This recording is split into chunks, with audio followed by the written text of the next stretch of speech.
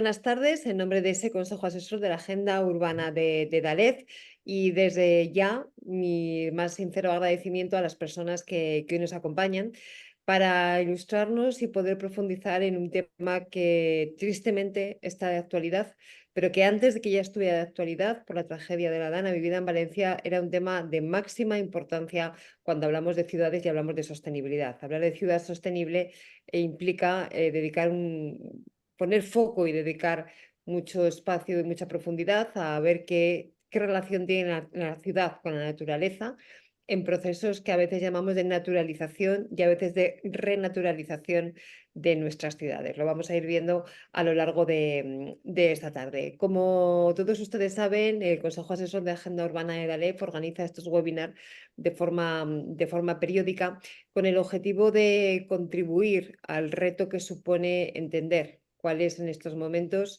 la relación que hay entre ciudad y sostenibilidad y cuáles son los temas claves para que esas ciudades puedan ser más sostenibles, más vivibles y estar más acordes con ese enorme reto que supone la adaptación a los nuevos escenarios del cambio climático, la adecuación a lo que implica proteger la biodiversidad y, en definitiva, pues un replanteamiento de cómo nos relacionamos con el planeta. Y todo eso desde una visión local. Muchas veces los temas de sostenibilidad acostumbramos a verlos desde enfoques muy global, muy macro, incluso muy teóricos, pero es cuando se sustancian, cuando se concretan en el territorio, ¿no? En lo local, cuando vemos cómo efectivamente tienen esa capacidad de transformación, cuando encontramos también los problemas que hay en su aplicación, que muchas veces no son cuestiones sencillas, pero es ahí donde vemos toda la potencialidad que tienen y toda la relación que tienen con el bienestar, que en el fondo es de lo que se trata la sostenibilidad. Hoy vamos a hablar de esa renaturalización o naturalización, ya veremos a ver, de ciudades con tres ponentes de auténtico lujo que desde ya, insisto, quiero agradecer su participación porque son personas con una vida bastante ocupada y que además en estos días pues justamente son también muy, muy demandados. Se trata de Aitor Zulueta, director del Centro de Educación Ambiental de Vitoria, una ciudad señera, siempre que hablamos de cuestiones de sostenibilidad, y Aitor además con un profundo conocimiento de la relación entre sostenibilidad y territorio. Muchísimas gracias, eskerrik asko, Aitor, por estar aquí con nosotros. Nos acompaña Gracias a también vosotros. Francisco. Gracias, mira, Edgar. Nos acompaña también Francisco Pellicer, Paco Pellicer. Él es profesor titular de Geografía y Ordenación del Territorio de la Universidad de Zaragoza, muy implicado con la transformación en clave de sostenibilidad de la ciudad, consejero de CODES de Fundación Ecología y Desarrollo desde su creación, yo creo, y buen amigo y compañero de todo lo que tiene que ver con la sostenibilidad de las ciudades y los ríos, además, un elemento central. Gracias, Paco, por sumarte a esta iniciativa. Y tenemos también con nosotros a Sara Udina, del Ayuntamiento de Barcelona. Ella es coordinadora técnica de la Gerencia de Urbanismo del Ayuntamiento de Barcelona, un ayuntamiento que en los últimos años se ha puesto también en cabeza, ¿no? En cuestiones que tienen que ver con sostenibilidad, con un aporte técnico muy importante y con un cuadro técnico muy importante para avanzar en temas de sostenibilidad, ciudad y todo lo demás. Así que Sara, muchas gracias, muchísimas gracias A por estar aquí. vosotros, gracias. Representantes de tres comunidades autónomas diferentes, por lo que estoy viendo. Pero bueno, aquí tenemos audiencia, yo creo que de toda España, por lo tanto, pues podemos hablar en lo local, de lo global y ir en el marco. Aitor, permíteme que empiece contigo. Vitoria, yo decía, habéis sido una ciudad señera, sois una ciudad señera en cuestiones de sostenibilidad y de integración de los temas verdes, de los temas ambientales en la propia ciudad. Tenéis una larga trayectoria, ¿no? Desde la Green Capital, que ya hace unos cuantos años de aquello, hasta otro tipo de cosas que habéis ido generando después. Y nos gustaría que compartieras con nosotros cuál es tu visión de esta cuestión, aquellos elementos que ya pueden estar más avanzados u otros que tú veas que necesiten todavía profundizarse y mejorarse. Antes de que empieces, déjame que recuerde a todos los que nos están viendo que abajo de sus pantallas tienen un pequeño botón que se llama preguntas y respuestas, que pueden ir dejando allí aquellas cuestiones o comentarios que les surjan durante la intervención de los tres ponentes, porque al final de sus intervenciones daremos espacio para una ronda de comentarios, preguntas, etcétera, etcétera. Así que avisados ya todos, Aitor, cuando quieras. Bueno, pues muchas gracias y voy a ir rápido ya porque no tenemos mucho tiempo y hay que ir digamos, a lo importante, no a lo sustantivo y voy a compartir una presentación para animar un poco esta jornada, porque a estas horas de la tarde pues ya nos viene bien a veces ver algunas imágenes, ¿no? Bueno, pues esto es una imagen aérea de Vitoria-Gasteiz. Aquí podemos ver un poco lo que es el centro urbano consolidado. En la parte superior de la fotografía, que correspondería con el norte geográfico también, pues también puede asomar ahí un polígono industrial. Vitoria es una ciudad muy industrial, netamente industrial. Aproximadamente un 33% de su Producto Interior Bruto está relacionado con la industria, con la producción industrial, pero también es una ciudad que ha incorporado históricamente pues, diferentes conceptos relacionados con la sostenibilidad y que se ha significado también por ser un poco avanzadilla, ¿no? Todos conocemos que Vitoria fue Green Capital en el año 2012 y a lo mejor nos suena el anillo verde, a casi todos, pero bueno, quizás algunos no, como ese elemento, ¿no? Integrador, ¿no? Como ese buque insignia de la sostenibilidad de Vitoria, que además pues, tiene la particularidad desde un punto de vista de la planificación urbanística de ser un límite de crecimiento, ¿no? Lo cual pues, en estos tiempos en los que estamos siempre hablando de ciudades compactas y de usos mixtos, pues es muy interesante, ¿no? Tener un límite que impida el crecimiento de la ciudad y obligue a estar constantemente repensando la ciudad desde un punto de vista urbanístico, con la mirada pendiente en la sostenibilidad, ¿no? A mí en estos tiempos de idas y vueltas con los riesgos extremos y la vulnerabilidad y los eventos catastróficos, sí me gustaría comentar algún concepto previo, ¿no? Y es el de la sostenibilidad y el cambio climático, que seguramente no sorprendo a nadie de los oyentes o de los presentes aquí, pero sí me gustaría indicar bueno, pues el cambio climático no es más que la consecuencia de nuestro modo de vida insostenible. Es una más de las consecuencias, ¿no? Es la tos de la enfermedad. La enfermedad es bueno, pues que tenemos un estilo de vida claramente insostenible. Y hace poco lo hemos visto, además. Yo, después de todo lo que ha ocurrido en el Levante español, y bueno, no solo en el Levante, sino en el sur también, en Andalucía, en Castilla-La Mancha, en Murcia, muy rápidamente estas reacciones que se suelen producir, leí una que me llamó mucho la atención, ¿no? Diría yo de la vieja escuela, que todavía decía, la solución es hacer presas y encauzar ríos. Bueno, pues todo lo contrario. O sea, si seguimos artificializando y si seguimos con esos conceptos de hormigón e infraestructuras grises, pues tendremos más de lo mismo porque los eventos serán cada vez más catastróficos, ya que es conocido que la atmósfera está cada vez más cargada de energía. Por lo tanto, pues nuestras infraestructuras grises irán siendo insuficientes bueno, pues yo, por ejemplo, puedo dar fe de ello. Vivo en un puerto pesquero y nuestras infraestructuras de abrigo, el puerto, los diques, son siempre insuficientes. Siempre viene cada X años un temporal con un nuevo nivel del mar que se encarga de demostrar que el hormigón no era suficiente para prevenir el problema. Y vamos a ir pasando a ver si tengo éxito. Bueno. Pues esto es un poco Vitoria-Gasteiz, ¿no? Es una ciudad aquí en el plano que aparece en el ángulo superior derecho, que está rodeado por el anillo verde y que tiene en su interior una serie de zonas verdes, eh, cuya particularidad es, a pesar de que tenemos una densidad de zonas verdes muy elevada, 40 metros cuadrados de zona verde por habitante, pero hay una cierta desconexión entre ellas, ¿no? Entonces el reto es crear una permeabilidad que una todas esas zonas y que a su vez haya una conexión con el anillo verde, ¿no? Y ese sería el proceso en el que estaríamos ahora metidos, ¿no? Un proceso de expansión desde el anillo verde hacia el interior de la ciudad para generar una permeabilidad en todos los espacios verdes, ¿no?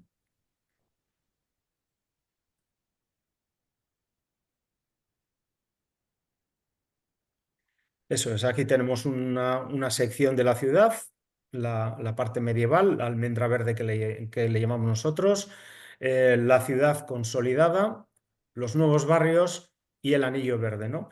Y debajo tenemos un poquito pues, las actuaciones que nos están moviendo en estos momentos, ¿no? La ciudad medieval, pues una ciudad que en su momento pues, se construyó con un objeto defensivo y es por lo tanto muy poco verde y muy gris, ¿no? Entonces, nuestro empeño en estos momentos es la creación de microespacios verdes para poder penetrar un poco con infraestructura verde en esa zona, ¿no? En lo que llamamos la ciudad consolidada, pues estamos un poco en la mejora del uso público y de la accesibilidad, sobre todo en la creación de elementos que nos permitan fomentar el transporte sostenible, ¿no?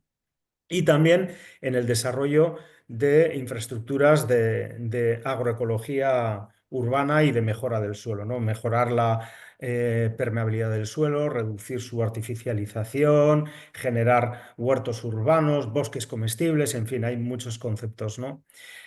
En lo que llamamos los nuevos barrios, pues estamos en una mejora de la gestión del agua y en un incremento de la conectividad ecológica, ¿no? Lo que decíamos antes, y por fin en el anillo verde, pues en lo que estamos es en generar una mejora de la biodiversidad. Y para centrarnos en un aspecto en concreto, porque es que, claro, los 20 minutos que se me han dado se me harían muy pequeños muy escasos para hablar de todo lo que estamos haciendo en materia de infraestructura verde, pues voy a dar unas pinceladas de lo que la ciudad está haciendo en naturalización de patios escolares, ¿no? Y aquí está un poco el debate entre la naturalización y la renaturalización. Bueno, yo diría que digamos que en materia de patios escolares lo que estamos haciendo es una naturalización, porque si ponemos el ojo en lo que son los patios escolares a nivel general, pues la verdad es que son espacios absolutamente grises en los que quizás hemos actuado con nuestra conciencia de maravillosos padres para impedir que los niños y las niñas se ensucien, porque todo el mundo sabe que el barro es mortal y lo que hemos generado han sido pues una especie de patios carcelarios, ¿no? Espacios en los que apenas hay sombra, espacios en los que no hay biodiversidad y espacios en los que hay muy poco, digamos, muy poco lugar para la reflexión sobre conceptos como la sostenibilidad, que esa es otra de las ventajas de la generación de estos espacios de naturalización, ¿no? Allí donde se naturaliza en un patio, aunque sea en el centro de una ciudad, muy pronto aparece la biodiversidad, muy pronto aparecen los insectos, muy pronto aparecen las plantas, muy pronto se convierte en un espacio para desarrollar ciencia ciudadana. Las niñas y los niños de 4 bichos y 4 plantas son capaces de desarrollar programas de ciencia ciudadana muy interesantes y, por lo tanto, de promover un poco la ciencia en esa etapa de la vida, ¿no? Y además espacios para generación de refugios climáticos, de sombra, de un poco de sombra, porque la verdad es que algunos de estos patios pues, son terribles, ¿no? Colegios en Vitoria-Gasteiz. Pues aquí tenemos 31 privados y 88 públicos y un poco su distribución en plano, ¿no? Vemos que hay una distribución bastante homogénea por barrios. Esto no es una particularidad de Vitoria, salvo vemos un sector ahí en el ángulo superior derecho, pero bueno, eso se corresponde con una zona de polígonos industriales, ¿no? Bueno, estas son unas de las infraestructuras que se desarrollan en los colegios, que son los huertos ecológicos urbanos, que son pues fuente de disfrute para las niñas y los niños, fuente de ciencia ciudadana, fuente de mucho trabajo y además zonas verdes y zonas en las que se genera el material suficiente para hablar de este concepto tan importante, ¿no? La sostenibilidad digamos, la falta de sostenibilidad, que es un poco lo que nos está llevando a muchas de las situaciones que estamos viviendo últimamente, ¿no? Hemos desarrollado un programa de huertos escolares, es decir, vamos naturalizando patios escolares, muy poquitos por el momento. Y a la vez estamos desarrollando un programa de huertos escolares y un programa de ciencia ciudadana. Es decir, esos espacios naturalizados no son meras zonas verdes para tumbarse, sino son zonas para el trabajo, zonas para la reflexión, zonas para el estudio y zonas para el desarrollo de la ciencia, ¿no? También desarrollamos un programa de huerto universitario porque no solo los niños requieren de la formación en zonas verdes, sino también a veces en el ámbito universitario pues existe esa necesidad, ¿no? Entonces, en concreto y conjuntamente con la Universidad del País Vasco, pues también hemos hecho algún proceso de naturalización o en este caso de renaturalización.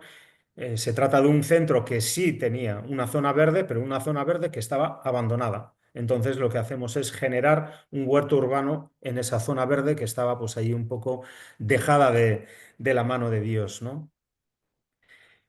Hay una gran demanda de transformación de estos patios escolares, lo hemos identificado con las primeras actuaciones y lo que estamos haciendo es transformar lo que antes era asfalto y canchas deportivas en espacios de encuentro para la comunidad educativa, ¿no? También hay otras derivadas de todo este proceso que están ya, digamos, que forman parte de otro ámbito, que es un poco quizás la sustitución de espacios de deporte competitivo por espacios de deporte no competitivo, ¿no? Las canastas y las porterías que antes estaban frente a frente, pues ahora se colocan en ángulos de 90 grados, de manera que se puede seguir practicando deporte, pero no existe, digamos, esa competitividad, ¿no? Pero eso forma parte, digamos, de otra visión, digamos. Y estos son un poco los procesos. A la izquierda tenemos patios no naturalizados, que pues ya podéis ver, asfalto, hormigón, vallas metálicas, en fin, todo muy natural. Y a la derecha, pues patios naturalizados, ¿no? Incluso con la construcción de estanques para que sean colonizados por anfibios, por toda clase de bichos y haya una generación de vida, ¿no? Esta es de nuevo la situación que tenemos a nivel de Vitoria-Gasteiz, 675.000 metros cuadrados de patio, de los cuales pues un 81% estaba pavimentado, ¿no? Pues un porcentaje pues horroroso, por decirlo de alguna manera, ¿no? Y este sería un poco el objetivo, si bien ya os he contado que partimos de una experiencia piloto, pues el objetivo es poder llegar a toda la ciudad en los próximos años, ¿no? A través de una estrategia que esperamos poder desarrollar. Y este es un poco el tipo de actuación que hacemos en cada uno de los patios. Partimos de un diagnóstico de base y iniciamos un proceso de co-creación o de participación con los diferentes agentes, porque claro, no hay que olvidar que los patios escolares tienen la particularidad de que son espacios multiagentes. Está la propia comunidad educativa en todos sus ámbitos, es decir, el personal directivo, las asociaciones de madres y padres, los propios alumnos y alumnas, pero luego además tenemos el personal municipal que puede ser de mantenimiento, que puede ser de educación, que puede ser de medio ambiente, etcétera, etcétera. Entonces, ahí tiene que haber una conciliación de intereses para ir avanzando, ¿no? Diferentes soluciones que se van planteando, mediante las cuales pues, vamos generando un catálogo de soluciones naturales, que es un documento vivo que iremos mejorando según vayamos actuando en más espacios, ¿no? Y generando nuevas situaciones. Y este es, digamos, el primer caso que tocamos, ¿no? Que era el de una escuela infantil en el que la solicitud vino por el propio personal educativo, ¿no? Que identificó pues que vivían en un espacio pues que era esto, era hormigón, asfalto y caucho, con un árbol que estaba allí pues muy triste de lo solito que estaba, ¿no?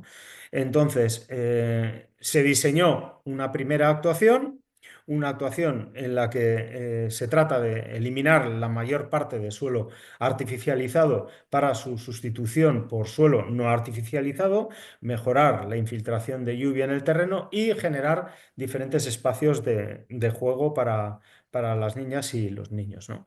Esta es un poco la visión de esta primera experiencia, que es el Colegio de Educación Infantil Txagorritxu, y este fue el resultado final, ¿no? De aquel espacio que teníamos totalmente gris, pues llegamos a este otro espacio.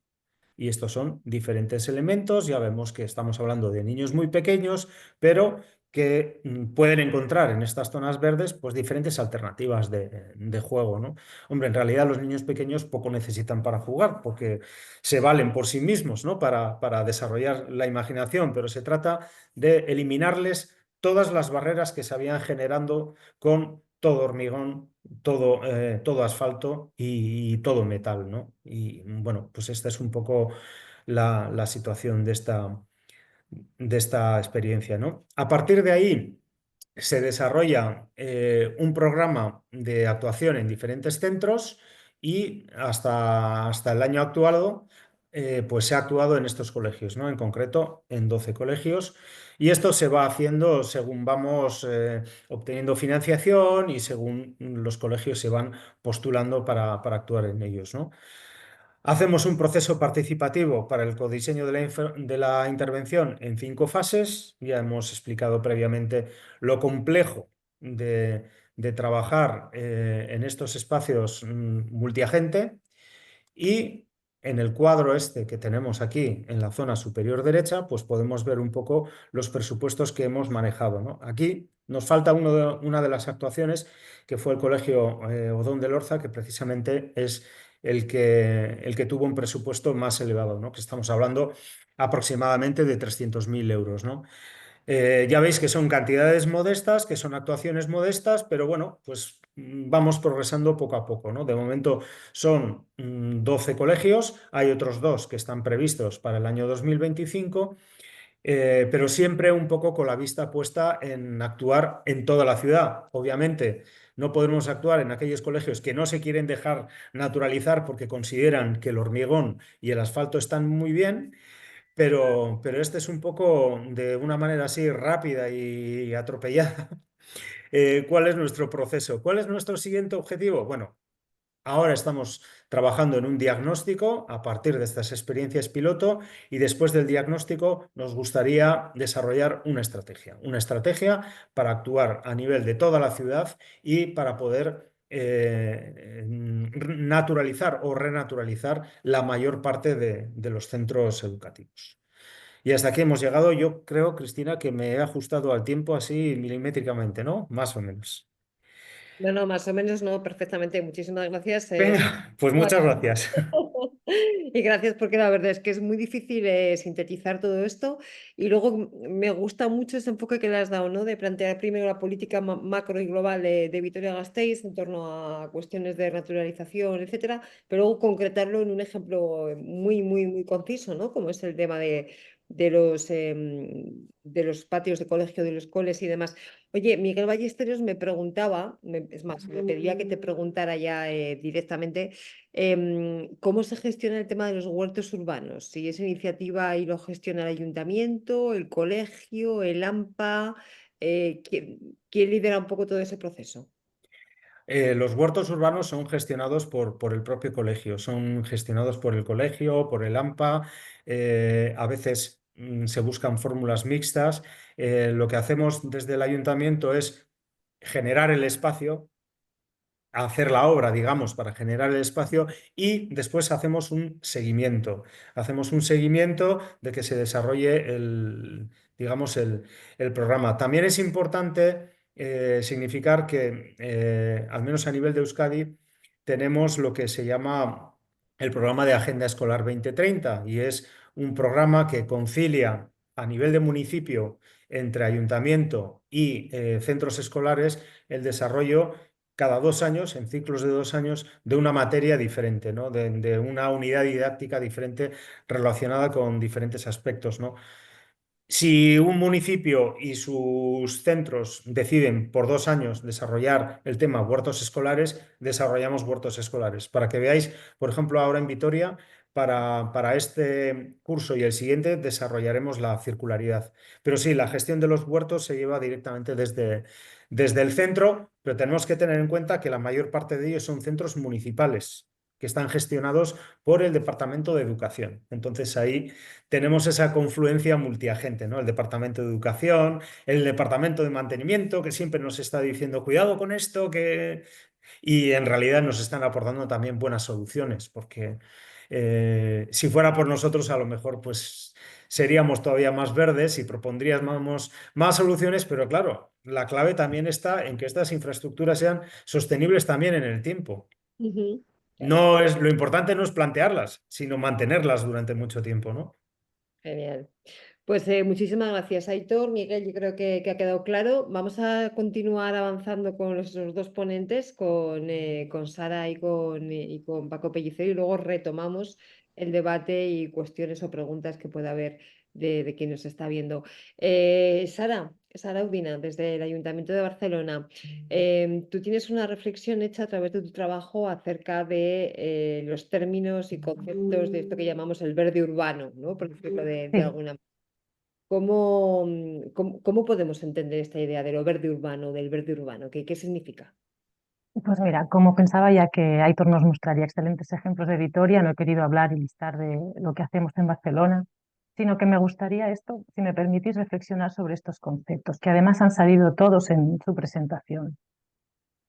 Afortunadamente, muchas de las grandes ciudades del mundo estamos en línea con este concepto de renaturalizar. Y a estas alturas, al menos a mí, me parece que es algo que debemos hacer por sentido común. Pero en los últimos años hemos necesitado acuñar conceptos, argumentos, terminología para divulgar, explicar y poner esta necesidad de renaturalizar en la agenda y en los proyectos. Y lo quería explicar con 4 conceptos.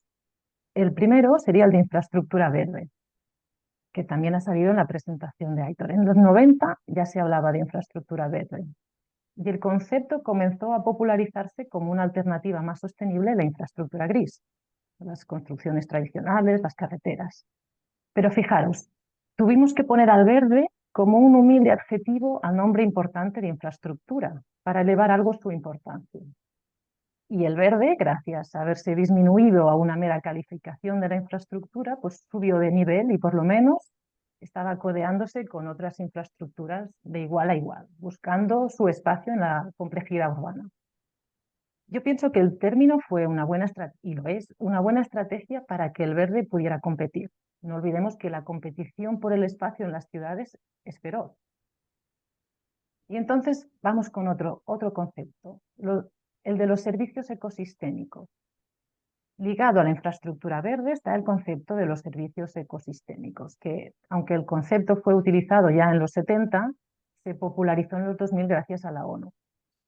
Los servicios ecosistémicos, para los que no estáis habituados a este término, son los beneficios que los humanos obtenemos directa o indirectamente de los ecosistemas, ¿no? Como, por ejemplo, el aprovisionamiento, ¿no? La madera, los alimentos, la regulación y el control del clima, los servicios culturales. Bueno, vamos bien porque ahora ya aquí el verde ya no está relegado a un mero adjetivo, sino que lo explicamos y lo definimos como un servicio y un beneficio que nos presta a nosotros, los humanos, ¿no? Como un poco centro del mundo. Pero hablar del verde como beneficio es nuevamente una buena estrategia para explicar pues, la multiplicidad de las funciones y bondades que tiene. Y también una forma de que el verde siga subiendo escalones en esta ardua competición por un papel relevante en el sistema urbano. Y el tercero, ya también en los 2000, es las soluciones basadas en la naturaleza.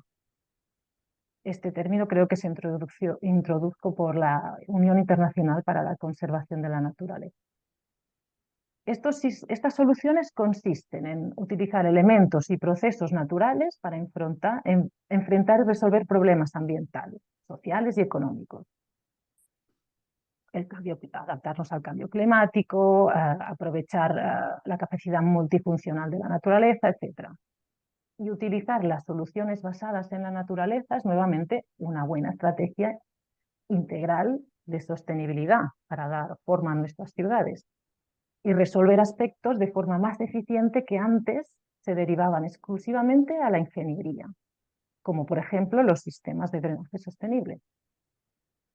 Hemos evolucionado, ya no confrontamos infraestructuras, sino que con las soluciones basadas en la naturaleza aunamos lo mejor del verde y lo mejor de la ingeniería. Y el último, renaturalizar o naturalizar. Aquí tenemos el concepto que da título al webinar que nos ocupa. Empezó a usarse en los 80, 90 para proyectos de restauración ecológica en ríos y bosques degradados, y el objetivo es implementar medidas para incrementar o devolver las dinámicas naturales en espacios degradados por la actividad humana. En la actualidad es una prioridad en las políticas de sostenibilidad de la Unión Europea y en los proyectos de urbanismo ecológico en todo el mundo y de todas las ciudades. Y aquí vamos llegando al quid de la cuestión. Fijaros, renaturalizar es ya un verbo, una acción, una obligación. Y por suerte, Vitoria, Barcelona y muchas ciudades estamos ya en ello. Y a mi parecer, si necesitamos renaturalizar es porque nos hemos alejado de la naturaleza en nuestros sistemas de vida, en los sistemas urbanos principalmente. Y la experiencia nos ha demostrado pues, que alejarnos y tanto no es una buena opción.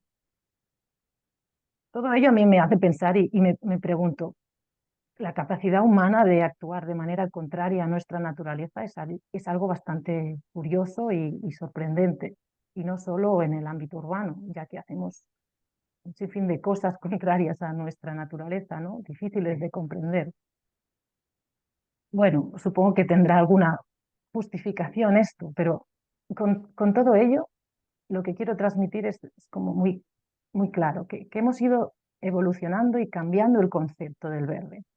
Desde un humilde calificativo asociado a la infraestructura a un verbo, a una necesidad de acción, para en realidad explicarnos a nosotros mismos algo muy simple, pues que somos seres vivos y aunque muy evolucionados y sofisticados, necesitamos un hábitat lo más natural posible para subsistir, en clave urbana y en clave global, y que tenemos que renaturalizar para en definitiva reconectar con lo que somos y con el planeta en el que vivimos. Y eso es lo que quería explicaros, porque los ejemplos los ha explicado perfectamente Aitor y quería quizá un poco pasar por estos conceptos porque al final las palabras sí que son las cosas. Muchas gracias, Sara.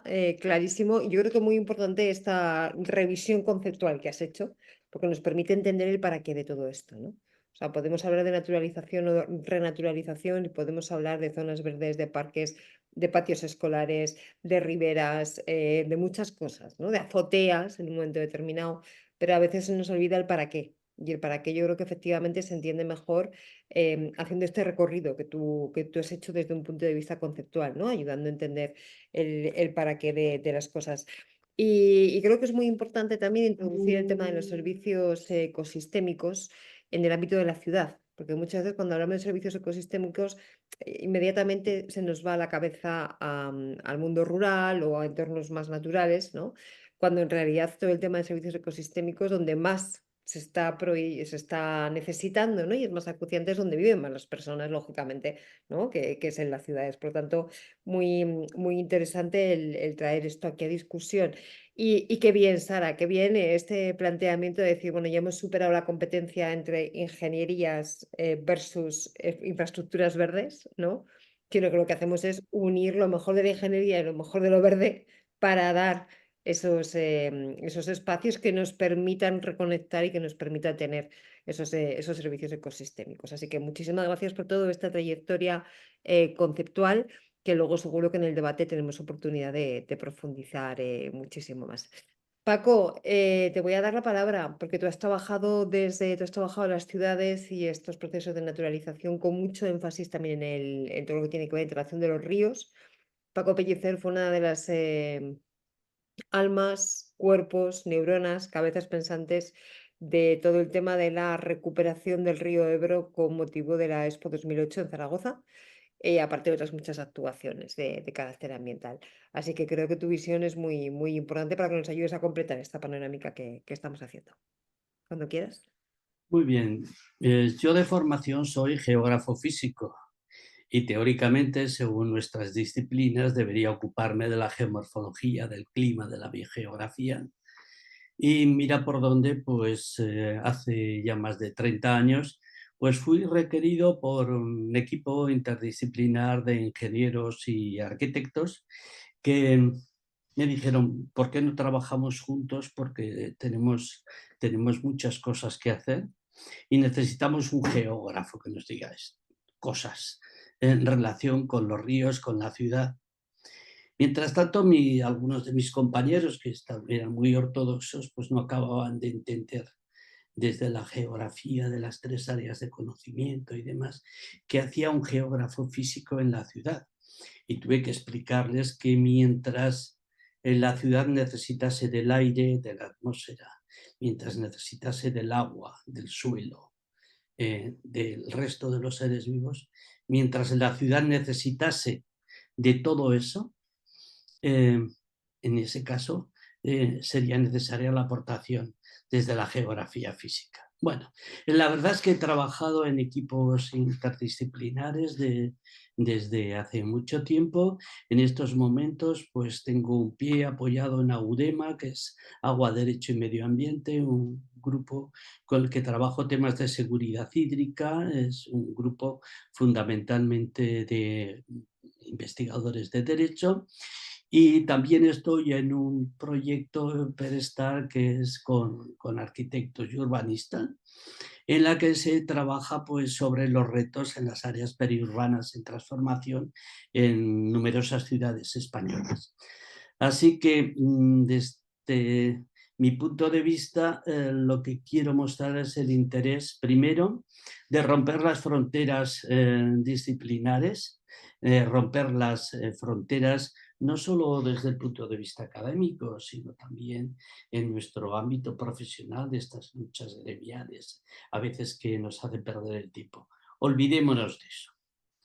Bien, en este periodo de tiempo en el que empezamos a trabajar en las riberas del Ebro y otras operaciones también en Logroño, en otros sitios, pues estuvimos planteándonos cuál podría ser la estrategia para llevar a cabo nuestras acciones. Indudablemente, pues nuestras 2 referencias más próximas eran Vitoria, indudablemente pionera en muchas de estas mejoras para la ciudad desde el Anillo Verde, etcétera, y la otra indudablemente era Barcelona. Buena parte de estos arquitectos con los que empecé a trabajar pues venían de Barcelona, de la Politécnica, y aterrizaron en Zaragoza y pudimos trabajar de una manera muy fecunda. A diferencia de Vitoria, que plantea su estrategia en el Anillo Verde, en Zaragoza seguimos otra estrategia que consistió en utilizar el caballo de Troya, que eran los cursos fluviales y que entraban en el corazón de la ciudad. Y dijimos, la manera de atacar esta ciudad seca, esta ciudad extrema, es a través de sus ríos y su canal, que es, entonces, estoy hablando de los últimos 90, pues eran unos fosos de inmundicia que impedían el acceso, eran lugares sucios, eran lugares escasamente seguros, nada recomendables. Incluso todavía estos días estamos trabajando en uno de los relictos, de estos ríos relictos que no pudimos hacer en el 2008 y que es el Huerva, en el que curiosamente cuando hemos ido en grupos de gente de IUCA, del Instituto Universitario de Ciencias Ambientales, pues cuando fuimos al lugar a visitarlo y tomar conciencia de lo que allí había, pues nos dimos cuenta de que la mayoría ni conocían el lugar y está a 200 metros de la universidad. Es decir, era un no lugar. Bien, en este periodo ya largo de experiencias y de intervenciones, pues hemos ido desarrollando una serie de estrategias, de principios, de ideas que nos ayudan a establecer este necesario vínculo entre los flujos naturales y la biodiversidad y el desarrollo urbano, que ya no es el estrambote del soneto y medio ambiente, sino que tiene un carácter sustantivo. Hay que entrar en lo medular, en lo esencial, y lo esencial en una ciudad es la vida y todo aquello que acompañe la vida, con referencias a la salud, a la seguridad, etc. A partir de ahí hemos establecido una especie, lo he resumido casi en forma de un decálogo para tratar de constreñirme al tiempo disponible. El punto de partida de este decálogo es que la transformación ha de abordarse de la naturaleza hacia la ciudad. Hasta ahora hemos visto cómo salimos de la ciudad en busca de oportunidades para la expansión urbana, y en este momento, si nos planteamos la calidad de nuestros ecosistemas urbanos, de la calidad de nuestro espacio de vida, tenemos que hacer una estrategia distinta, hay que tomar un punto de vista. Entonces, este grupo Perestar estamos trabajando desde fuera de la ciudad. Desde fuera de la ciudad para atacar, pero de manera activa, para atacar la ciudad. Y no queremos que la naturaleza sea el sufriente pasivo de la urbanización. Lo que queremos es ser, desde la naturaleza, ser agentes activos para conquistar la ciudad, esa ciudad gris, y convertirla en una ciudad, si queremos verde, pero yo creo que tiene muchos más colores que el verde. En cualquier caso, nunca el concepto de infraestructura verde a veces está contaminado por unas prácticas que no son muy recomendables en lo que son los procesos de renaturalización y recuperación. Y es que dibujamos con un principio muy marcado en el urbanismo y en la arquitectura, que es el principio de zonificación, y dibujamos los corredores, los parques, los grandes espacios. No se trata de eso, porque el aire es continuo, el ciclo del agua es continuo, todos los aspectos relacionados con la movilidad son continuos. Y en estas infraestructuras verdes, además de entender que, como toda infraestructura, tiene que ser continua, que no se puede interrumpir, una infraestructura de agua, si la cortamos, aunque sea un trocito pequeño, pues deja de funcionar. O una corriente eléctrica, en los espacios verdes la continuidad, y esto hay que remarcarlo porque no se acaba de entender a veces, pues oye, si hay aquí una autopista que nos corta la zona verde, pues pasamos con unos tubos. No, no es eso. Bien, entonces pasamos a atacar la ciudad desde la naturaleza, pero con una acción decidida. Y esto hay que cambiar la mentalidad. No podemos permitir que el verde siga siendo un lazo, un adorno a cualquier política. Esto es fundamental. Un aspecto relacionado con esto es diluir lo que es la dicotomía ciudad-naturaleza. En buena parte de Zaragoza, y cuando vamos por ahí, pues vemos que tenemos a un lado es una calle de 10 plantas y al otro lado está la huerta con una acequia por el medio. Sea en Valencia, sea en El Besós o sea en Zaragoza. Esta dicotomía hay que romperla y hay que procurar que se establezca un continuum entre los espacios propiamente urbanos, los ámbitos periurbanos y rurales, los ámbitos urbanos y los medios naturales. Un ejemplo de estas actuaciones está pues, en el Parque del Agua de Zaragoza, en el que se va desde una zona netamente urbana con sus equipamientos, cuartel de policía, oficinas, comercios, etcétera, y se va pasando gradualmente hasta los sotos, hasta las riberas del río, que son zonas prácticamente naturales, son completamente naturales. Pero se está produciendo ahí un graderío. Otro principio fundamental, y estos días nos estamos acordando y mucho, que es la caracterización geomorfológica, las formas y procesos que afectan al relieve, a las condiciones del subsuelo, sus dinámicas. Todo esto adquiere un peso determinante a los cauces fluviales, las llanuras de inundación, las zonas afectadas por procesos kársicos o arcillas expansivas.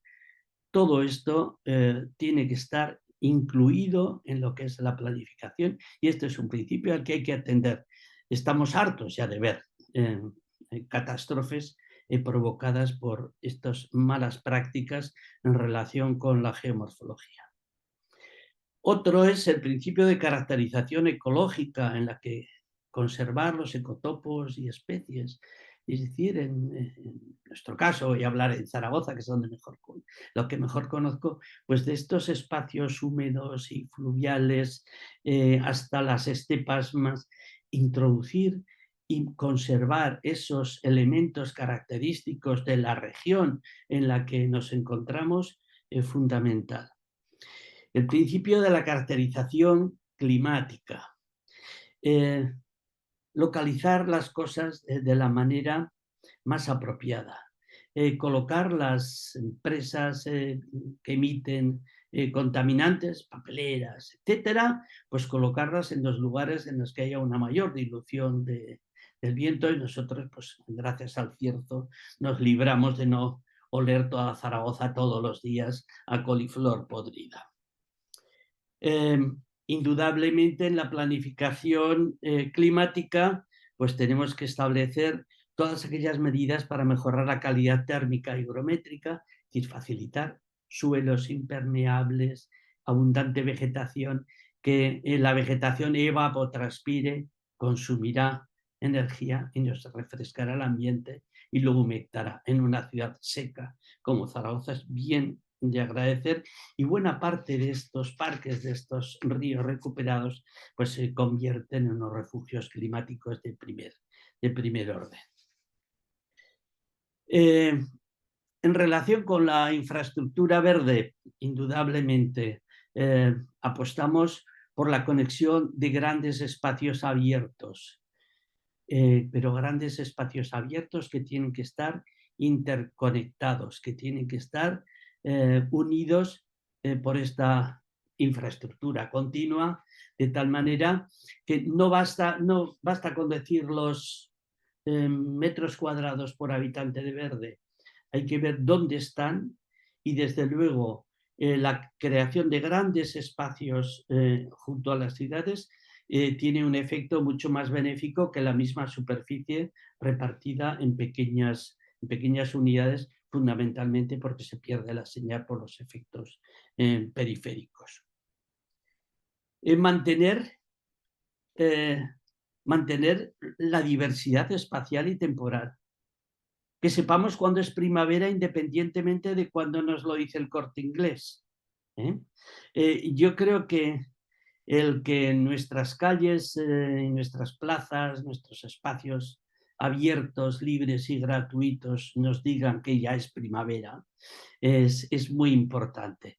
Hay que recordar que hace 4 días estábamos saltando por las ramas, biológicamente hablando, y tenemos todavía una dependencia enorme de estos ciclos de la naturaleza. Otro aspecto es la prevención de toda interferencia evitable en el paisaje. No puedo más que sentir cuando voy ahora por el Puente de Piedra en Zaragoza, pues veo el Pilar, veo el Ebro magnífico y un corredor, y miro hacia el oeste, veo las puestas de sol, y antes veía el Moncayo. El Moncayo, que para nosotros es una montaña simbólica, está cargada de emociones y sentimientos, y en este momento lo que nos encontramos es un mamotreto que nos lo tapa. Otro tanto pasa pues con el restaurante Aura, pues que nos impide ver pues desde determinados puntos de la ribera pues el Ebro en todo su esplendor. El principio de conservación de espacios productivos agrarios. Aquí me refiero fundamentalmente a nuestras ciudades mediterráneas con estas huertas. Huertas que son un espacio productivo, pero además es un espacio de laminación de avenidas. Es un espacio de ocio y de recreo. Es un espacio absolutamente saludable para disfrutar de estas condiciones naturales o seminaturales que nos ofrece, además del aporte cultural de los oficios y el manejo del agua, todo esto, fundamentalmente es el mundo de otros sonidos, otro paisaje sonoro importantísimo. Entonces, no utilizar solamente como elemento valorizador la producción agrícola, sino también todos los otros servicios ecosistémicos que nos produce. Y finalmente, el principio de austeridad en el consumo de los recursos. Hay que aspirar a un escenario de ciclo cerrado. Tenemos que mantener pues, estrategias en el ciclo hidrológico, también en los aspectos de la movilidad, en el mantenimiento de densidades residenciales que hagan viables y fáciles el transporte público, la complejidad morfológica, estructural y funcional que nos une a vecinos de distintos, que nos olvidemos de los guetos, de las zonas, eso también es medio ambiente, el sentirnos seguros, el sentirnos en una ciudad amable, con unos vecinos diversos y apacibles, pues sin duda también un aspecto. Y que no se me olvide, coches fuera. Es todo. Muchísimas gracias. Nos quedamos con ese alegato final también de coches fuera, por si a alguien se le había olvidado la importancia de todo eso. Pero Paco, has dicho muchas cosas. Has empezado hablando de interdisciplinaridad. Fíjate que si antes Sara decía, bueno, hemos roto ya esa dicotomía que había, ¿no?, entre el sabor de la ingeniería y el saber de lo verde, para poner en común lo mejor de todo. Tú haces un poco lo mismo, ¿no? Diciendo, hay que trabajar de forma interdisciplinar, no solamente los geógrafos en nuestros gabinetes o nuestros departamentos universitarios, sino con arquitectos, con ingenieros, con urbanistas, con sociólogos, con todos esos saberes, ¿no? Y creo que también has hecho una mención a cosas muy importantes que han ido saliendo, pero que creo que es bueno resaltar, ¿no? La idea de gradualidad, ¿no? Hay que ver cómo se van graduando los espacios, cómo se van acercando entre sí, cómo van estableciendo zonas de transición de alguna forma en las ciudades, ¿no? Con esa alusión a dónde están los espacios verdes. Me alegro que haya salido ya el tema de los refugios climáticos, porque digo, en algún momento tenemos que tocarlo, ¿no? Esa naturalización o renaturalización de las ciudades tiene mucho de refugio climático también, y hay que ver exactamente cómo se aporta, ¿no? De la naturaleza a la ciudad, decías.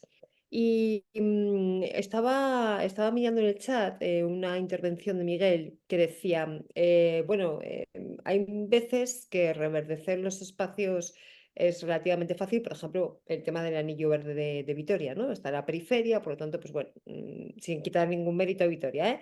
Pero digamos que se puede hacer. ¿Qué hacemos, por ejemplo, Paco, te pregunto directamente con cascos históricos, ¿no? Con los cascos antiguos de las ciudades, que muchas veces son zonas que tienen pocos espacios libres? ¿Cómo podemos introducir la naturaleza en esas zonas concretas de la ciudad? Claro, esos segmentos de la ciudad, estos núcleos originarios, históricos de las ciudades, corresponden a un modo de vida distinto en la que desde luego no había coches, se iba con carros, etcétera, y se buscaba pues, las condiciones de acuerdo con las técnicas y los conocimientos y los medios disponibles en aquel momento. Indudablemente tenemos que transformar estos espacios. Y estos espacios requieren muchas veces, alguien me dirá que estoy en contra de la ciudad compacta. No es eso, pero hay que esponjar.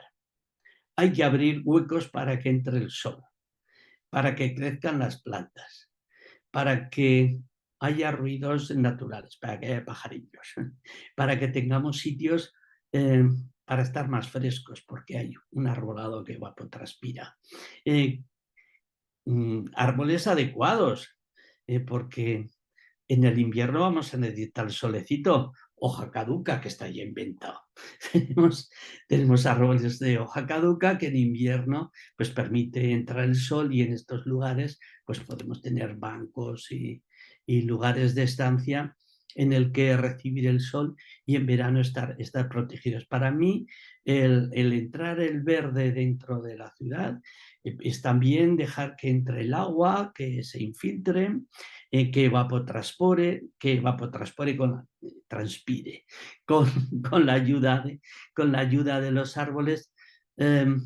Yo creo que esta labor de esponjamiento y de crear pequeños corredores, espacios peatonales, si la calle es estrecha, se pone una fila de árboles en medio. y además garantizamos que realmente es peatonal. Tampoco estoy por ir en contra absoluto del vehículo privado, y los vehículos públicos necesariamente también tienen que estar estos lugares para dar a nuestros vecinos pues unas condiciones de confort y de seguridad deseables. Mi pobre suegra estaba muy preocupada cuando peatonalizaron su calle en Logroño, porque decía que no entrarían las ambulancias cuando estuviera malita. No hubo ningún problema. Estas cosas están resueltas. Ahora, estaba silenciada. Genial, Paco. Muchísimas gracias por esa explicación. Me veo por aquí que dice Aitor que en Vitoria tienen experiencia de naturalización en el casco medieval. Aitor, cuéntanos. Sí, cogiendo un poco el hilo de lo que comentaba Paco, sí es cierto que son los cascos medievales, las zonas urbanas consolidadas, pero ya yendo un poco a cascos medievales, ¿no? Porque están configurados en calles con anchos que son de otros tiempos, con muy poco espacio libre, todo él artificializado, pero aún así, pues hay algunas estrategias. También hay algunas barreras. Nos encontramos con espacios en los cuales las instalaciones son múltiples, ¿no? Si intentamos buscar un espacio libre, pues nos encontramos con esta empresa que instaló su red de fibra óptica, pero después vino otra e instaló otra por estas cosas de las diferentes licencias, que tiene que convivir con si hay un sistema separativo de gestión de aguas con las pluviales, con las fecales, con la conducción de gas, con la conducción eléctrica. En fin, realmente complejo, ¿no? Y hay veces que dices, ¿y aquí dónde podemos crear una zona verde? Pues tiene su complejidad, ¿no? Aún así, nosotros ahora estamos en un doble proceso. Por una parte, estamos metidos en un proyecto LIFE, que es el LIFE Urban Clima, que es un proyecto para despliegue de la estrategia contra el cambio climático a nivel de Euskadi. Entonces, Vitoria, parte de su contribución es la naturalización del casco viejo, ¿no? Pero además, en el ámbito del PERI, del Plan Especial de Rehabilitación Integral del Casco Viejo, estamos haciendo un trabajo también de naturalización. Estas zonas tienen mucha complejidad, además, desde el punto de vista sociológico. Yo soy de ciencias, yo no soy de letras, pero allí nos encontramos con que pues hay una población envejecida, con unas ideas, con unos usos, y hay que hacer una labor de cocina muy importante, con mucha co-creación, con mucha participación. Son zonas de desarrollo comercial. Hay que tener en cuenta a todo el comercio, porque también tiene sus necesidades, sus intereses, sus miedos. Y a partir de ahí, pues también hemos desarrollado toda una serie de actuaciones a pequeña escala, algunas de las cuales son efímeras y otras ya serán duraderas, que tienen como objeto renaturalizar pero sobre todo mediante esa renaturalización de generar un cambio de comportamiento. Es decir, que algunas de estas actuaciones de renaturalización tendrán entidad suficiente como para ser refugios climáticos, por ejemplo, y hay otras que no tendrán esa entidad suficiente, pero su objeto es generar ese cambio de comportamiento, que la población del casco urbano sienta que su ámbito de vida, su espacio de vida, es más verde de lo que era antes y además generamos compromisos de mantenimiento, es decir, que sea la población la que se comprometa a tomar parte en el mantenimiento, en que esas pequeñas zonas verdes tengan una vida larga, que no sea generar un pequeño jardín y 2 años después ya no hay jardín y aquello se convierte otra vez en una zona degradada, etcétera, etcétera. Ujú. Entonces, bueno, pues nosotros ahí tenemos alguna experiencia, pero estamos en ello, estamos trabajando. Es decir, que esto es un proceso que está ahora en marcha y en el que estamos trabajando. De hecho, será en el año 2025 cuando hagamos un mayor desarrollo de estas zonas verdes. Y luego sí es cierto que también hay en el casco viejo algunos antiguos patios y antiguos jardines que lo que se hace es recuperar para su uso, mejorar. Alguno de ellos se va a configurar como huerto urbano para que la gente haga allí su pequeña tarea de agricultura de subsistencia, que al final es más que lo que produces digamos, en términos de producción vegetal, lo que produces en términos de producción humana, porque ahí la gente se junta, diferentes generaciones, diferentes vecinos, se relacionan y se genera, digamos, otro tipo de valor que no son solo los calabacines o los tomates, ¿no? Sino la amistad y el intercambio, la fertilización cruzada de ideas, ¿eh? Genial. Pues muchísimas gracias, Aitor. Es que hay que meter a los sociólogos y a las sociólogas también en esos equipos interdisciplinarios. Están, ¿eh? Pero están. Sara, en Barcelona también tenéis buenas experiencias a este nivel. Sí, tenemos Cuéntame. experiencias y también tenemos ese problema, porque realmente en los cascos históricos es donde es más complicado, es tal cual. Lo que estamos haciendo en Barcelona, la verdad es que como no hay una solución única, se está abordando el tema y la acción de renaturalizar en muchos aspectos, en muchas líneas y todas a la vez, para atacar todas las opciones que hay. Entonces, para ello se ha creado un programa muy interesante que podéis consultar que se llama PEPI, el nombre también tiene su gancho, que es el programa de espacios de proximidad e interiores. Y eso lo que quiere es buscar todos aquellos espacios que están degradados o en desuso o con planeamientos obsoletos, recuperarlos, renaturalizarlos y ponerlos a disposición del verde de la ciudad. Y cada uno de estos espacios pues se trata con unos mismos criterios de proyecto urbano, de permeabilización, de sombras para mitigar el efecto isla de calor, de uso. Y, y eso se aborda pues tanto en espacios para la obtención de más suelo, como cubiertas verdes, como medianeras para reverdecerlas. Es decir, se está intentando atacar en todos los ámbitos posibles, porque Barcelona no tiene ya suelo disponible para hacer grandes parques. ¿Qué nos queda? La piel, ¿no? La piel de las calles, la piel de los edificios, las cubiertas. Y este programa yo creo que va a ser muy interesante porque se van a ver muchos resultados en muchos ámbitos distintos. También se está atacando desde la planificación urbanística, desde el plan, porque quizá hay espacios que necesitan modificaciones de planeamiento con compensaciones en otros lugares para poder desarrollar estas zonas verdes. Incluso también a nivel de ordenanza. En cascos históricos, por ejemplo, tenemos ya una ordenanza vigente en un distrito que es histórico en Gracia y que sí que aborda el aspecto de la renaturalización. Como fue pues, en ese momento muy novedoso, pues vamos a tener que reestudiarla y reformularla para que sea realmente una buena ordenanza, pero En todo caso, lo que quiero transmitir es que no habrá una solución única en un casco histórico. Compra de suelo, ordenanzas, planeamiento, urbanización, incentivos a nivel de concursos, por ejemplo, también hay en Barcelona los concursos de cubiertas verdes. Se tiene que atacar por todas partes para conseguir pequeños resultados que todos ellos vayan sumando. Pero es una cuestión integral de todas las disciplinas y de todos los técnicos. Y como yo también expresaba antes, la competición por el espacio es terrible. Si quieres poner verde en una calle estrecha de un casco histórico es muy complicado porque tiene que pasar pues, la ambulancia, tiene que pasar el camión de bomberos, tiene que pasar las infraestructuras y seguramente en una calle de 20 metros poner verde es mucho más fácil.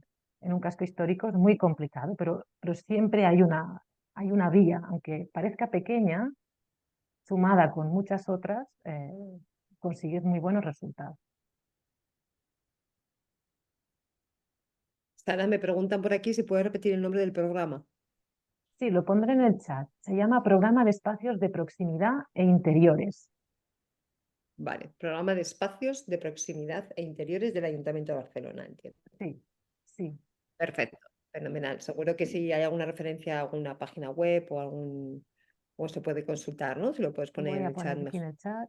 Sí, Genial. a ver. Perfecto. Oye, pues muchísimas gracias a los tres. No sé si hay preguntas que sería el momento ahora de formularlas en el chat. Mientras esperamos a ver si van llegando esos comentarios por parte de quien nos está viendo, yo una cuestión que os quería plantear a los tres, ¿no?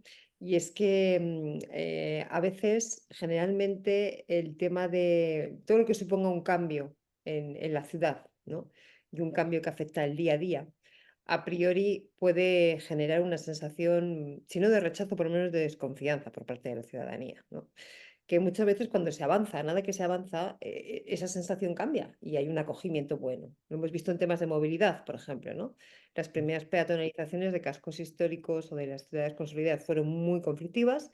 Conforme se van conociendo los beneficios de la peatonalización, esa conflictividad baja, ¿no? Pero al principio existe esa sensación de rechazo. Me gustaría saber vuestra opinión, si os habéis encontrado con esto y qué hacer para gestionar un proceso de naturalización o renaturalización de una zona de una ciudad, intentando prevenir, es decir, evitar que ocurra o si ocurre, gestionar esa desconfianza o esa inquietud social que pueda haber. No sé quién quiere empezar. No sé, si quieres empiezo yo. Dale.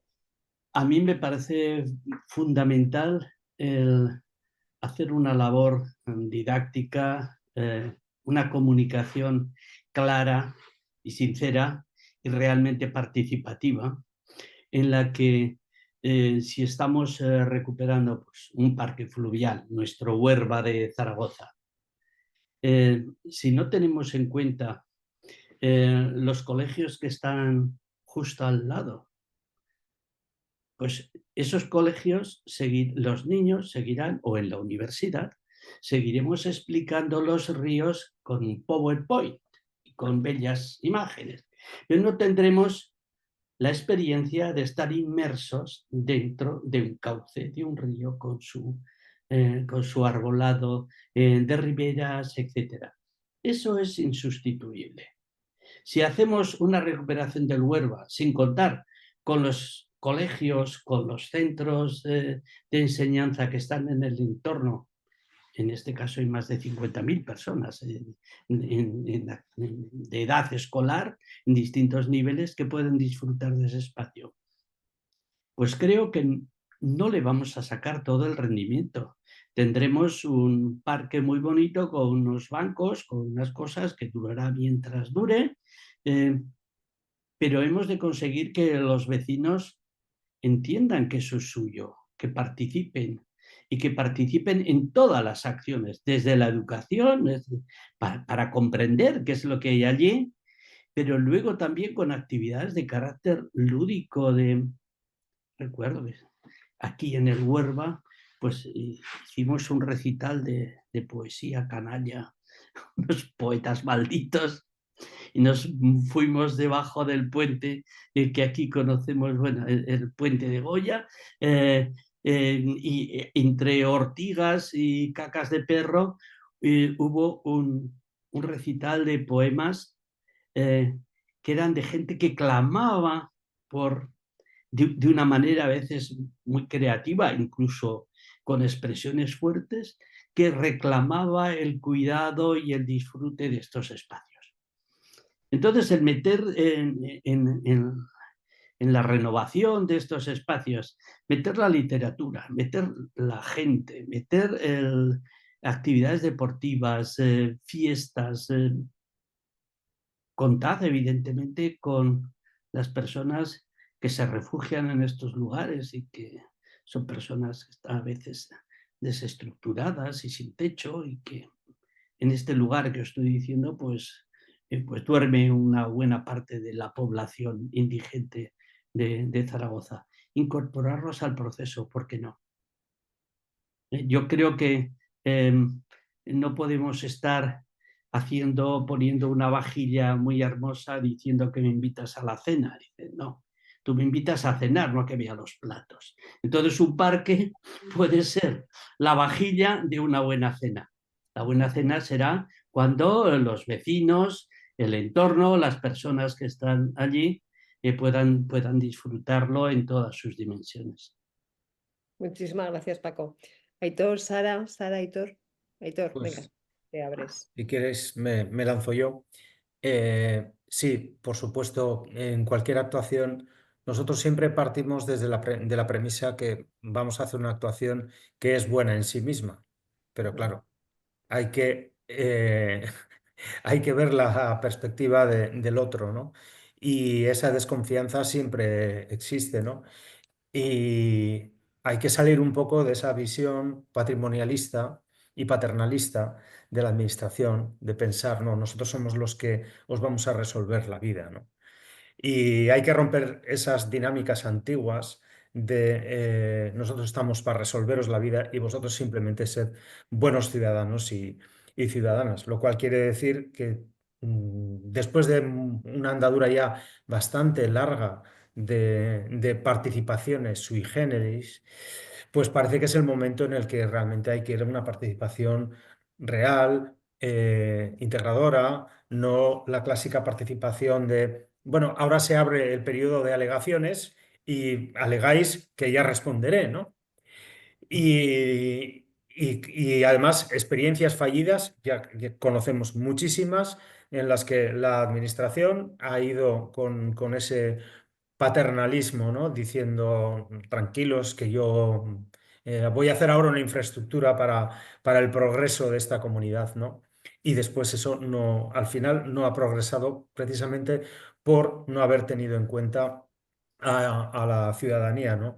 Y como ejemplo, sí comentaré, pues por ejemplo, antes he citado pequeñas actuaciones que forman parte de una estrategia, ¿no? En Vitoria, que son las actuaciones de naturalización. Pero ahora ya yendo a una actuación más grande, de mayor escala, pues la ciudad está haciendo un proceso de naturalización en lo que se llama el eje de los Serrán, que es una zona urbana, consolidada, totalmente gris, que partió de lo que era la estación del ferrocarril Vasco-Navarro, que unía Vergara con Estella en otros tiempos, que luego se convirtió en un punto de estación de autobuses, eh, cuatro carriles de asfalto, dos en cada dirección, algunos árboles, pero una zona totalmente gris. Entonces, ahora hay una actuación, 12 millones de presupuesto. Nos gustaría que fueran más porque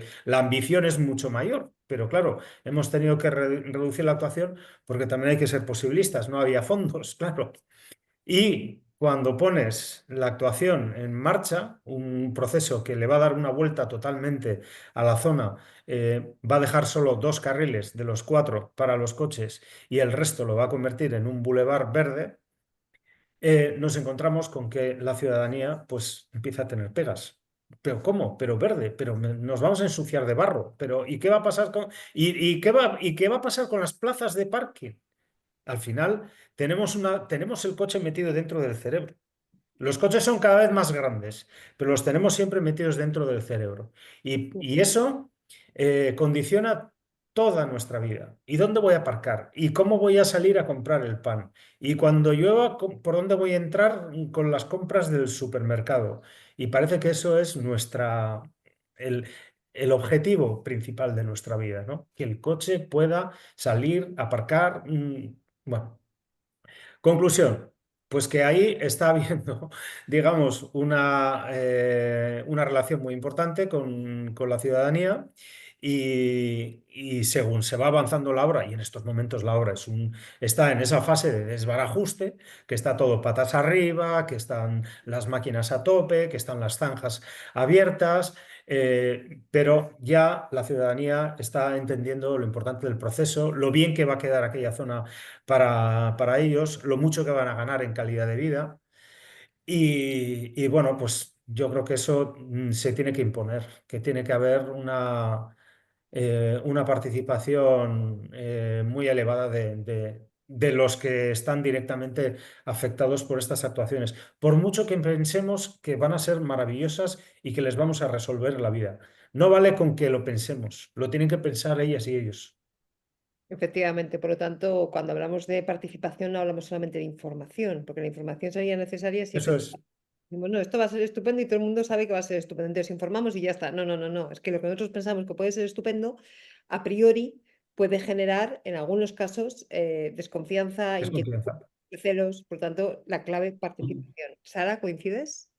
Sí, sí, no, y aparte es duro, hay algunos procesos duros. Yo recuerdo hace años en procesos de participación con muchos vecinos por temas de planeamiento, que claro, ahí hay gente pues, que a lo mejor está afectada urbanísticamente por algo que le están diciendo que se va a tener que reubicar.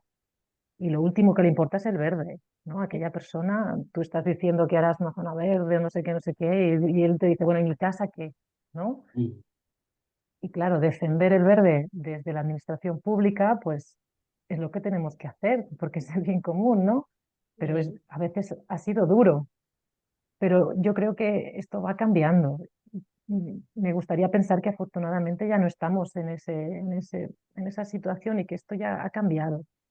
Pero aunque haya cambiado, también nosotros, como los que estamos en la administración, tenemos que mejorar mucho en esto tan paternalista que comentaba Aitor, que tenemos que mejorar también en no solamente implicar a la ciudadanía, sino a los profesionales que saben de los temas, a los instaladores, porque a veces hacemos, no sé, cubiertas verdes, muros verdes, pero los instaladores, los que construyen, dominan más las técnicas, los tenemos que incorporar siempre y mucho antes.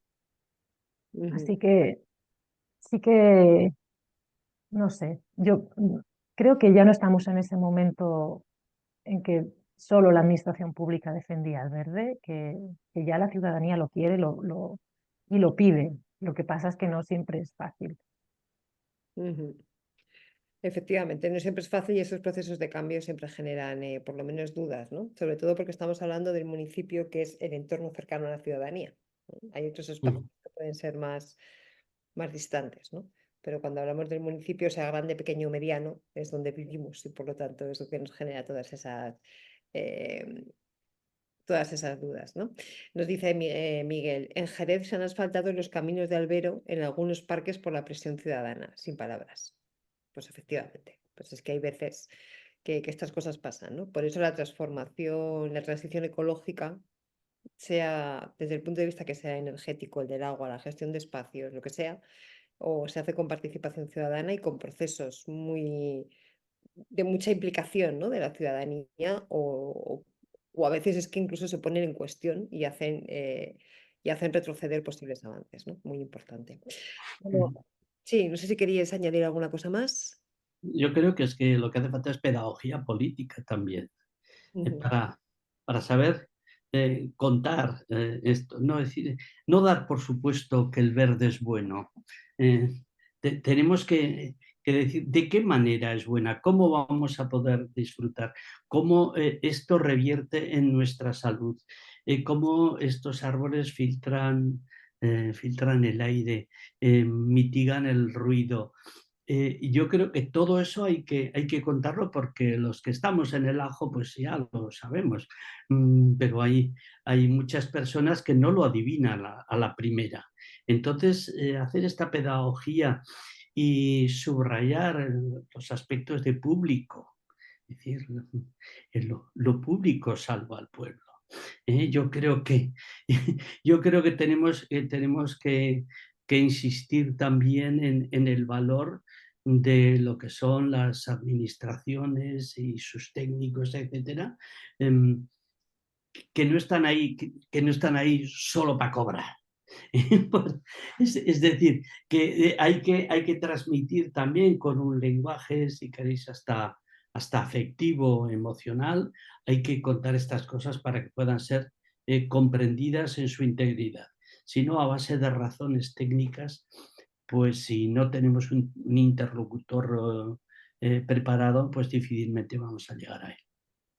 Sara, que te veo con la mano levantada. Sí, quería añadir que esta didáctica que comentaba Francisco Paco, también me hace mucha gracia lo que hacen en Estados Unidos, porque allí cuentan el verde también por su valor económico. Y eso, como allí, bueno, pues son expertos en esto, ¿no? En ponerle dinero a todo. Y miden el verde, todos los beneficios que tiene por lo que vale económicamente. Y supongo que de cara a sus ciudadanos es una estrategia que les sirve. Y dicen, pues este árbol te está dando unos servicios equivalentes a tantos euros, a tantos dólares. O este parque te está suponiendo una mejora en salud que equivale a tantos dólares. Y todo esto lo cuentan y le ponen dinero detrás. Y seguramente es una herramienta que a ellos les funciona, que no es algo que hagamos aquí en Europa, pero bueno, que es algo que se hace y se le pone valor económico. Sí, quizá sería más propio de nuestro entorno y de nuestra cultura. No sé si ponerle valor económico, que igual también, pero hacer algún tipo de traducción en términos de salud. Ujú. O sea, de cuántas bajas de salud puede ahorrar, cuántas bajas médicas, ¿no? Laborales puede ahorrar tener un parque al lado de casa, por ejemplo. O cuánto podemos reducir el gasto en farmacia si tenemos un sendero verde que nos permite ir caminando al colegio, al trabajo, a recoger a la niña a la actividad extraescolar correspondiente o lo que sea, o hacer la compra diaria, ¿no? Entonces, efectivamente, ese tipo de métricas habría que darles una vuelta como una de las maneras, efectivamente, de comunicación, de sensibilización y de participación. Se nos ha acabado el tiempo. Muchísimas gracias a los tres. Gracias, Aitor. Vitoria, siempre sois referente y yo creo que tu experiencia en la ciudad y fuera de la ciudad y lo bien que lo cuentas, pues ayuda mucho. Sara, llevamos muchos años mirando a Barcelona también, como uno de los sitios donde estáis empezando a ser vanguardia de a ver qué es lo que hay que hacer y cómo y cómo hacerlo, ¿no? Así que enhorabuena por el trabajo hecho y por tu labor al frente de esa oficina técnica de la Agencia de Urbanismo. Y Paco, ¿qué te voy a decir? Que tú no sepas de lo que valoramos y lo que yo personalmente conozco y valoro tu trabajo de años y años, de décadas al frente de ese departamento de geografía de la Universidad de Zaragoza y también pringándote en el día a día de la transformación de una ciudad, ¿no? Esta es otro que no hemos hablado hoy, pues no nos ha dado tiempo a hablar de todo, pero encontrar personas que aunan la parte científica de conocimiento, rigor, con la transformación cotidiana y el día a día, ¿no? De una ciudad, de un municipio, de un entorno, pues no es tan sencillo. O sea, y yo creo que los tres tenéis esa peculiaridad. Así que muchísimas gracias a los tres, gracias a los que nos habéis estado escuchando y viendo en directo, a los que lo vais a hacer en diferido, que sabemos que después estos vídeos se escuchan y se ven mucho porque quedan alojados en la web del Consejo Asesor de Agenda Urbana de Dalez. Y os emplazamos al siguiente webinar. Muchísimas gracias a todos. Un abrazo. Pues gracias.